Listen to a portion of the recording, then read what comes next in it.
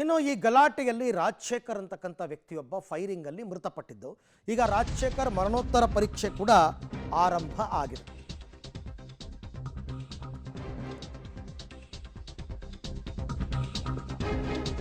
ಬಳ್ಳಾರಿಯ ಗಲಾಟೆಯಲ್ಲಿ ಕಾಂಗ್ರೆಸ್ ಕಾರ್ಯಕರ್ತ ರಾಜಶೇಖರನ್ ಅವರು ಸಾವನ್ನಪ್ಪಿದ್ದಾರೆ. ಹಾಗಾಗಿ ರಾಜಶೇಖರ್ ಮರಣೋತ್ತರ ಪರೀಕ್ಷೆ ಕೂಡ ಈಗಾಗಲೇ ಆರಂಭ ಆಗಿದೆ. ಬಳ್ಳಾರಿಯ ವಿಮ್ಸ್ನಲ್ಲಿ ಮರಣೋತ್ತರ ಪರೀಕ್ಷೆ ಆರಂಭ ಆಗಿರ್ತಕ್ಕಂಥದ್ದು. ಶವಾಗಾರದಲ್ಲಿತ್ತು ಇಲ್ಲಿ ತನಕ ರಾಜಶೇಖರ್ ಮೃತದೇಹ. ಪೊಲೀಸರ ಭದ್ರತೆಯ ನಡುವೆ ಮರಣೋತ್ತರ ಪರೀಕ್ಷೆ ಕೂಡ ನಡೀತಾ ಇದೆ. ಈಗಾಗಲೇ ಆಸ್ಪತ್ರೆಗೆ ಭೇಟಿ ನೀಡಿದ್ದಾರೆ SP ಪವನ್ ನೆಜ್ಜೂರು ಮತ್ತು IGP ಅವರು ಕೂಡ ಭೇಟಿ ಕೊಟ್ಟಿದ್ದರು ಹಾಸ್ಪಿಟಲ್ಗೆ. ಯಾಕೆಂದರೆ ಇದು ಮರಣೋತ್ತರ ಪರೀಕ್ಷೆ ನಡೆದು ರಾಜಶೇಖರ್ ಅಂತ್ಯ ಸಂಸ್ಕಾರ ನಡೆಯೋ ತನಕ ಯಾವಾಗ ಬೇಕಾದರೂ ಮತ್ತೆ ಗಲಾಟೆ ಶುರುವಾಗ್ಬೋದು. ನಾವು ಮೆರವಣಿಗೆ ಮಾಡ್ತೀವಿ ಅಂತನೋ ಅಥವಾ ಇನ್ನೇನೋ ಒಂದು ಶುರು ಮಾಡಿ ಮತ್ತೇನೋ ಒಂದು ಗಲಾಟೆ ಆಗ್ಬೋದು. ಅದಕ್ಕೋಸ್ಕರನೇ ಹೆಚ್ಚುವರಿ ಪೊಲೀಸರನ್ನ ನಿಯೋಜನೆ ಮಾಡಿದ್ದಾರೆ ಸ್ಥಳದಲ್ಲಿ. ಬಟ್ ಸ್ಟಿಲ್ ಪೊಲೀಸರ ಕರ್ತವ್ಯ ಅದು. ಕಂಪ್ಲೀಟ್ ಅಂತ್ಯ ಸಂಸ್ಕಾರ ಎಲ್ಲ ಮುಗಿಯೋ ತನಕನೂ ಯಾವುದೇ ರೀತಿಯಲ್ಲಿ ಮತ್ತೆ ಗಲಾಟೆ ಶುರುವಾಗದ ರೀತಿಯಲ್ಲಿ ಎಚ್ಚರಿಕೆಯನ್ನು ವಹಿಸಬೇಕಾಗುತ್ತೆ. ಮತ್ತು ಅದನ್ನು ಮಾಡ್ತಾರೆ ಪೊಲೀಸರು. ಯಾಕೆಂದರೆ ಈಗಾಗಲೇ 144 ಸೆಕ್ಷನ್ ಜಾರಿ ಮಾಡಿದ್ದಾರೆ.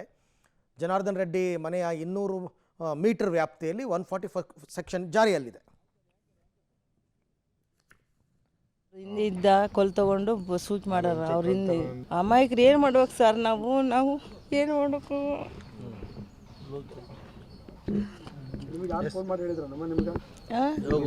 ನನಗೆ ಯಾರು ಫೋನ್ ಮಾಡಿಲ್ಲ. ನಮ್ಮ ಹುಡುಗ ಫ್ರೆಂಡ್ ಬಂದು ಅಕ್ಕ ಅಣ್ಣ ಕರಿತಾನೆ, ರಾಜಣ್ಣ ಬಾ ಅಂತಂದರೆ ಏನಾಗೈತೆ ಅಂದರೆ ಏನಾಗಿಲ್ಲ, ಗಾಡಿಗಿಂದ ಬಿದ್ದಾನಂತ ಹೇಳಿ ಕರ್ಕೊಂಬಂದ್ರೆ ಓಪಡಿ. ಇಲ್ಲಿ ಬಂದ ಮೇಲೆ ನನಗೆ ಗೊತ್ತಾಗೈತೆ ಹಿಂಗೆ ಸತ್ತೋಗ್ಯಂತ ನನ್ನ ಮಗ ಅಂತ. ನನಗೆ 2 ಹೆಣ್ಮಕ್ಳು 2 ಗಂಡು ಮಕ್ಕಳು. ದೊಡ್ಡವರು ಹೆಣ್ಮಕ್ಳು, ಚಿಕ್ಕವರು ಈತ ಆಮೇಲೆ ಆತ ಹೆಣ್ಣು ದೊಡ್ಡ ಎಮ್ಮೆಲ್ ಕಡೆಯಿಂದ ಹೋಗಿದ್ರೆ ಹಿಂಗಾಗತ್ತೆ ಸರ್. ರಾತ್ರಿ 9:00ವರೆಗೆ ಗೊತ್ತಾಗತ್ತೆ ನನಗೆ. 9:20 ಗೊತ್ತಾಗತ್ತೆ. ನೀವೆಲ್ಲ ಈಗೆಲ್ಲ ಕಾಂಗ್ರೆಸ್ ಭರತ್ ರೆಡ್ಡಿ ಅವ್ರ ಜೊತೆಗೆ ಇದ್ರ? ಅವ್ರ ಜೊತೆಗೆ ನಾವೆಲ್ಲ ಇರ್ತಿದ್ವಿ. ಅವ್ರ ಜೊತೆಗೆ ಹೋಗಿದ್ದ ನಮ್ಮ ಅಣ್ಣ. ಟೈಮಲ್ಲಿ ನಾವಿದ್ದಿಲ್ಲ, ನಾವು ಮನೆಗಿದ್ವಿ. ನಮ್ಮ ಅಣ್ಣ ಒಂದು ಕಡೆ ಅಲ್ಲಿ ಹೋಗಿದ್ದ ಅವ್ರ ಹಿಂದೆ. ಕಲ್ಲುಗಳು ತಗೊಂಡು ಸೀಸಗಳು ತಗೊಂಡು ಹಾಕಿ ಗನ್ ತಗೊಂಡು ಶೂಟ್ ಮಾಡ್ಯಾರಂತ. ಯಾರ ಕಾರಣ ಅಂದ್ರೆ ಅವಾಗ ಮಾಡಕತ್ತಾರಲ್ಲ ಆ ಬುಲೆಟ್ ಲಿಂಚ ಅದು ಗೊತ್ತಾ.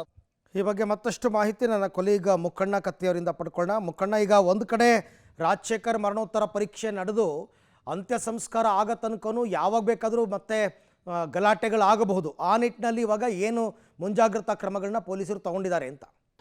ಹೌದು ಅರವಿಂದ್, ಈಗಾಗಲೇ ಬಳ್ಳಾರಿಯಲ್ಲಿ ನಿನ್ನೆ ನಡೆದ ಘಟನೆಗೆ ಸಂಬಂಧಪಟ್ಟಂತೆ ಈಗಾಗಲೇ ಕಾಂಗ್ರೆಸ್ ಕಾರ್ಯಕರ್ತ ಅಂತ ರಾಜಶೇಖರಲ್ಲಿ ಮೃತಪಟ್ಟಿದ್ದಾರೆ. ಈಗ ಬಳ್ಳಾರಿಯ ಶವಾಗಾರದ ಮುಂದೆ ದೃಶ್ಯದಲ್ಲಿ ನೋಡ್ತಾ ಇದ್ದೀವಿ.